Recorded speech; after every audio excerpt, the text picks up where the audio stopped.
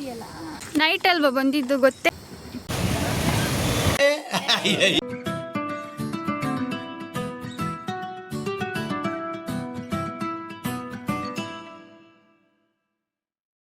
Hello ಎಲ್ಲರಿಗೂ ನಮಸ್ಕಾರ, welcome back to Mrs Jyothi vlogs YouTube channel.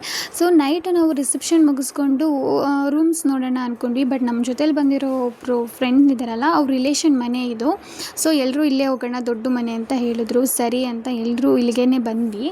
Night reception ಮುಗಿಸ್ಕೊಂಡು ಬರೋದೇ ಲೇಟ್ ಆಗಿಬಿಟ್ಟಿತ್ತು. ಫುಲ್ ಕತ್ಲೆ ಇತ್ತಲ್ಲ, ಹೊರಗಡೆ ಏನೂ ಕಾಣಿಸ್ಲೇ ಇಲ್ಲ.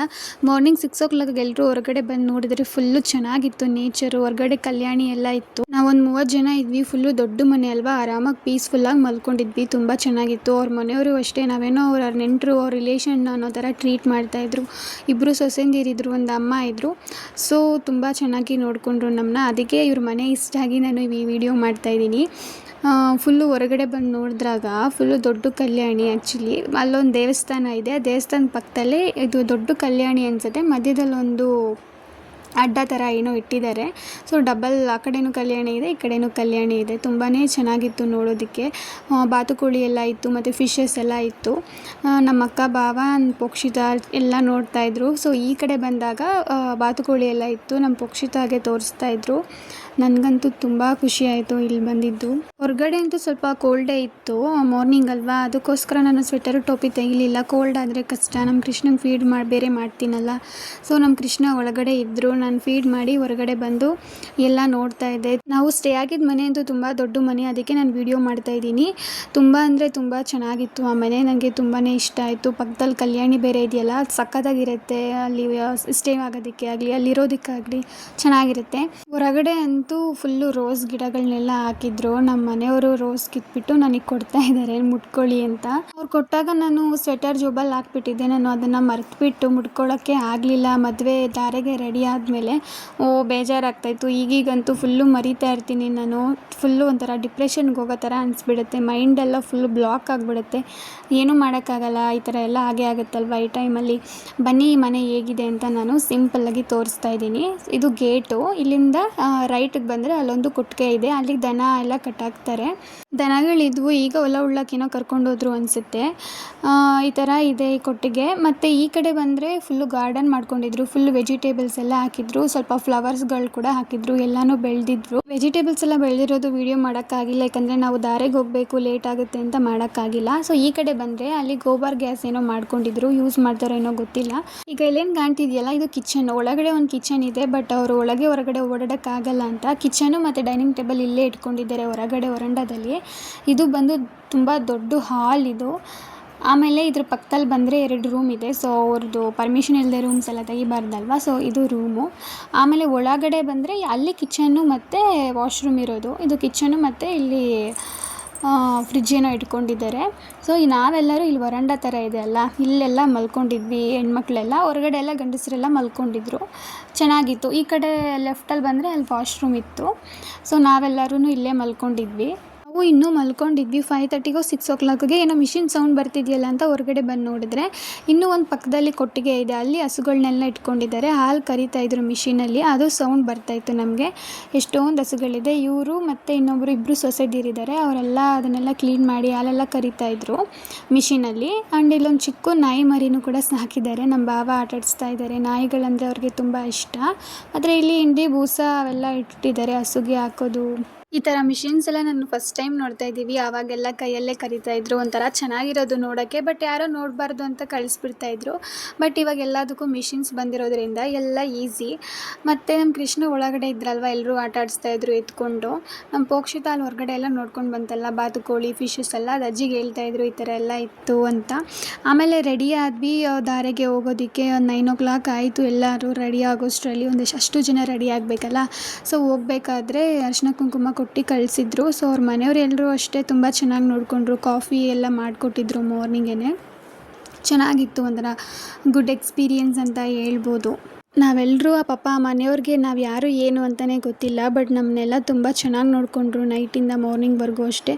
ಏನಾದರೂ ಬೇಕಿದ್ದರೆ ಕೇಳಿ, ಮುಜುಗರ ಪಡ್ಕೋಬೇಡಿ ಅಂತ ಹೇಳ್ತಾಯಿದ್ರು. ತುಂಬ ಅಂದರೆ ತುಂಬ ಚೆನ್ನಾಗಿ ನೋಡಿಕೊಂಡ್ರು. ನಮಗಂತೂ ಅಲ್ಲಿ ಹೋಗಿದ್ದು ತುಂಬಾ ಖುಷಿ ಆಯಿತು. ಆಮೇಲೆ ಇವಾಗ ಎಲ್ಲರೂ ಹೊರಟಿದ್ದೀವಿ, ರೆಡಿ ಆದ್ವಿ. ಇವಾಗ ಎಲ್ಲರೂ ಹೊರಟ್ವಿ. 9:30 ಅನಿಸುತ್ತೆ ಇವಾಗ. ನಾವೆಲ್ಲರೂ ಒಂದು 4 ಕಾರಲ್ಲಿ ಬಂದಿದ್ವಿ. ಎಲ್ಲರೂ ಕಾರ್ ಸ್ಟಾರ್ಟ್ ಮಾಡ್ತಾ ಇದ್ದಾರೆ. ಎಲ್ಲ ಹೊರಡಬೇಕು ಇವಾಗ. ಎಲ್ಲರೂ ಎಷ್ಟು ಚೆನ್ನಾಗಿ ಕಾಣ್ತಾ ಇದ್ದಾರೆ ಅಲ್ವಾ? ಒಂಥರ ಮದುವೆಗೆ ಹೋಗ್ಬೇಕು ಅಂದ್ರೇ ಒಂಥರ ಖುಷಿ ಆಗುತ್ತೆ. ಎಲ್ಲರೂ ರೆಡಿಯಾಗಿ ಎಲ್ಲರೂ ಜೊತೆ ಇರ್ತೀವಿ, ಎಲ್ಲ ಚೆನ್ನಾಗಿರುತ್ತೆ. ನನ್ನ ತಂಗಿ ನಾನು ಟ್ವಿನ್ಸ್ ಆಗಿಬಿಟ್ಟಿದ್ದೀವಿ. ಫುಲ್ಲು ಒಂದೇ ಕಲರ್ ಸ್ಯಾರಿ, ಡಿಸೈನ್ ಚೇಂಜ್ ಅಷ್ಟೇ. ನಾವಿಬ್ರೂ ತುಂಬ ಚೆನ್ನಾಗಿ ಕಾಣಿಸ್ತಾ ಇದ್ವಿ. ಎಲ್ಲರೂ ಚೆನ್ನಾಗಿ ಕಾಣ್ತಾ ಇದ್ದೀರಾ ಇಬ್ರು ಅಂತ ಹೇಳ್ತಾಯಿದ್ರು. ಮ್ಯಾರೇಜ್ ಹಾಲ್ ರೀಚ್ ಆದ್ವಿ. ಆ ಮನೆಗೂ ಮ್ಯಾರೇಜ್ ಹಾಲ್ಗೂ 1 ಕಿಲೋಮೀಟ್ರ್ ಏನೋ ಇತ್ತು ಅಷ್ಟೇ. ನಾವು ಕಾರ್ ಎಳಿಯೋಕ್ಕೂ ತಾಳಿ ಕಟ್ಟೋಕ್ಕೂ ಒಂದೇ ಆಯಿತು. ಓಕೆ ಫೈನ್ ಅಂತ ಹೋಗ್ಬಿಟ್ಟು ದಾರಿಯಲ್ಲಿ ಗಂಡು ಹೆಣ್ಣಿಗೆ ಹಾಲು ಹುಯ್ದುಬಿಟ್ಟು ನಾಷ್ಟಕ್ಕೆ ಅಂತ ಹೋಗ್ತಾ ಇದ್ವಿ. ನಾನು ದಾರಿ ಹೋಗ್ಬೇಕಾದ್ರೆ ನಮ್ಮ ಮದುವೆನೇ ನೆನಪಾಗುತ್ತೆ. ನಾವು ಈ ಥರ ಕೈ ಹಿಡ್ಕೊಂಡು ಕೂತ್ಕೊಂಡಿದ್ದು ಅವೆಲ್ಲ ನೆನಪಾಗುತ್ತೆ ನನಗೆ. ಆಮೇಲೆ ಟಿಫನ್ ಮುಗಿಸ್ಕೊಂಡು ಬಂದಮೇಲೆ ಸಪ್ತಪದಿ ತುಳಿಸ್ತಾಯಿದ್ರು. ಅದೆಲ್ಲ ನೋಡಿದಾಗ ನಮ್ಮ ಮದುವೆನೇ ನೆನಪಾಗುತ್ತೆ. ಯಾರಿಗೇ ಆದರೂ ಅಷ್ಟೇ ಅಲ್ವಾ? ಟಿಫನ್ ಮುಗಿಸ್ಕೊಂಡು ಆ್ಯಕ್ಚುಲಿ ಇವತ್ತು ನಮ್ಮ ಭಾವನವ್ರ ಬರ್ತ್ಡೇ ಇತ್ತು. ಚೌಟ್ರಿಯಿಂದ ಸ್ವಲ್ಪ ಮುಂದೆ ಬಂದರೆ ಅಲ್ಲೇ ಅಂಬೇಗಾಲು ಕೃಷ್ಣನ ದೇವಸ್ಥಾನ ಇರೋದು. ಸೊ ಹೋಗೋಣ ಅಂದ್ಬಿಟ್ಟು ಎಲ್ಲರೂ ಟಿಫನ್ ಮುಗಿಸ್ಕೊಂಡು ಬಂದ್ವಿ ಅಂಬೇಗಾಲು ಕೃಷ್ಣ ದೇವಸ್ಥಾನಕ್ಕೆ. ಲಾಸ್ಟ್ ಇಯರ್ ಈ ದೇವಸ್ಥಾನಕ್ಕೆ ಬಂದಿದ್ವಿ. ನಾನು ಅವಾಗ 4 ಮಂತ್ ಪ್ರೆಗ್ನೆಂಟ್ ಇದ್ದೆ. ನಾನು ಕೇಳ್ಕೊಂಡಿದ್ದೆ ಕೃಷ್ಣ ಹತ್ರ, ನನಗೂ ಒಂದು ಗಂಡು ಮಗು ಕೊಡಪ್ಪ ಅಂತ. ಗಂಡು ಮಗು ಯಾಕೆ ಬೇಕು ಅಂತ ಕೇಳ್ಕೊಂಡಿದ್ದೆ ಅಂದರೆ, ನಮ್ಮ ಮಮ್ಮಿ ಮನೆ ಕಡೆ ಎಲ್ಲ ನಾವಿಬ್ಬರು ಹೆಣ್ಮಕ್ಳು. ಸೊ ನಮ್ಮ ಅಪ್ಪ ಅಮ್ಮಗೆ ಗಂಡು ಮಗು ಬೇಕು ಅಂತ ತುಂಬ ಆಸೆ ಇತ್ತು. ಸೊ ಅವ್ರ ಆಸೆ ನೆರವೇರಲಿ ಅಂತ ನನಗೂ ಆಸೆ. ಕೇಳ್ಕೊಂಡಿದ್ದೆ, ನಾನು ದೇವ್ರ ಹತ್ರ ಕೇಳ್ಕೊಂಡಿದ್ದೆ ಕೃಷ್ಣ ಹತ್ರ. ಸೊ ನನಗೆ ದೇವರು ಕೃಷ್ಣನೇ ಕೊಟ್ಬಿಟ್ರು. ನಮ್ಮ ಕೃಷ್ಣ ಅಂತೂ ಸೇಮ್ ನೋಡೋಕೆ ಕೃಷ್ಣನ ಥರನೇ ಇದೆ. ಫೇಸ್ ಆಗಿರ್ಬೋದು, ಏರ್ ಆಗಿರ್ಬೋದು ಎಲ್ಲ ಸೇಮು. ಅದಕ್ಕೆ ನಾವು ಆವಾಗಿಂದನೂ ಕೃಷ್ಣ ಅಂತಲೇ ಕರೆಯೋಕ್ಕೆ ಸ್ಟಾರ್ಟ್ ಮಾಡಿದ್ವಿ. ಸೊ ಮತ್ತೆ ದೇವಸ್ಥಾನಕ್ಕೆ ಹೋಗಿ ಮತ್ತೆ ಚೌಟ್ರಿ ಹತ್ರ ಬಂದ್ವಿ. ಇವಾಗ ಹೊರಡ್ತಾ ಇದ್ದೀವಿ. ಕಬ್ಬಾಳಮ್ಮ ದೇವಸ್ಥಾನಕ್ಕೆ ಹೋಗಬೇಕಿತ್ತು. ಅಲ್ಲೊಂದು ಬೀಗ್ರೂಟ ಇತ್ತು, ಅದಕ್ಕೇ ಹೊರಟಿದ್ದೀವಿ ಇವಾಗ. ಅಲ್ಲಿ ಹೋಗ್ತಾ ಇದೊಂದು ಇದು ಕೆರೆ ಇದೆ, ತುಂಬ ಚೆನ್ನಾಗಿತ್ತು. ತುಂಬ ಲೋಟಸ್ ಎಲ್ಲ ಬಿಟ್ಟಿತ್ತು, ಅದು ಕಾಣಿಸ್ತಾ ಇಲ್ಲ ದೂರದಿಂದ. ಕಬ್ಬಾಳಮ್ಮ ದೇವಸ್ಥಾನದಲ್ಲಿ ನಮ್ಮ ಅಕ್ಕ ಇದ್ದಾರಲ್ಲ, ಅವ್ರ ರಿಲೇಷನ್ದು ಬೀಗ್ರೂಟ ಊಟ ಇತ್ತು. ಸೊ ಅದಕ್ಕೆ ಹೋಗಬೇಕಿತ್ತು.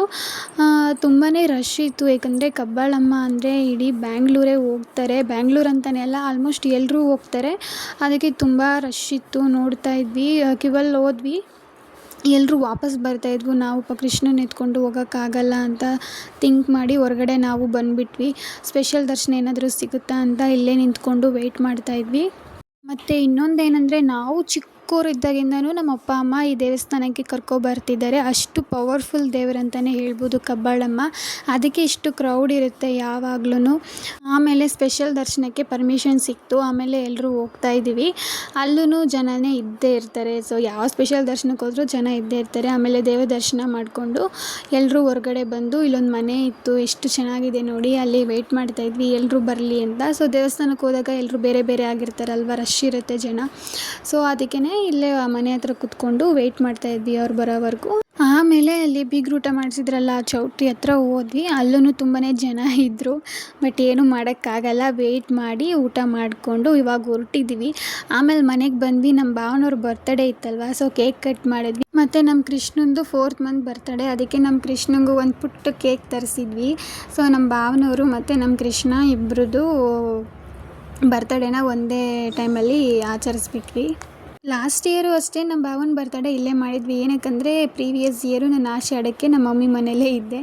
ಆವಾಗೂ ಅಷ್ಟೇ ನಮ್ಮ ಭಾವನ ಬರ್ತಡೇ ಇಲ್ಲೇ ಮಾಡಿದ್ವಿ. ಮತ್ತು ಆ್ಯನಿವರ್ಸರಿನೂ ಅಷ್ಟೇ ಪ್ರೀವಿಯಸ್ ಇಯರ್ ಇಲ್ಲೇ ಮಾಡಿದ್ವಿ. ನಮ್ಮ ಕೃಷ್ಣ ಅಂತೂ ಫುಲ್ ಕೇಕ್ನೇ ನೋಡ್ತಾ ಇತ್ತು, ಅದೇನದು ಈ ಥರ ಇದೆ ಅಂತ. ಫುಲ್ಲು ಖುಷಿ ಆಯಿತು ಅದಕ್ಕಂತೂ. ಈ ವ್ಲಾಗ್ ಇಷ್ಟೇ ಗೈಸ್. ಈ ವ್ಲಾಗ್ ನಿಮಗೆ ಇಷ್ಟ ಆಗಿದರೆ ಲೈಕ್ ಮಾಡಿ, ನಮ್ಮ ಚಾನಲ್ನ ಸಬ್ಸ್ಕ್ರೈಬ್ ಮಾಡ್ಕೊಳ್ಳಿ. ನಿಮ್ಗೇನಾದರೂ ಕ್ವೆಶನ್ಸ್ ಇದ್ದರೆ ನನಗೆ ಕಮೆಂಟ್ ಮಾಡಿ. See you on the next vlog guys. Bye.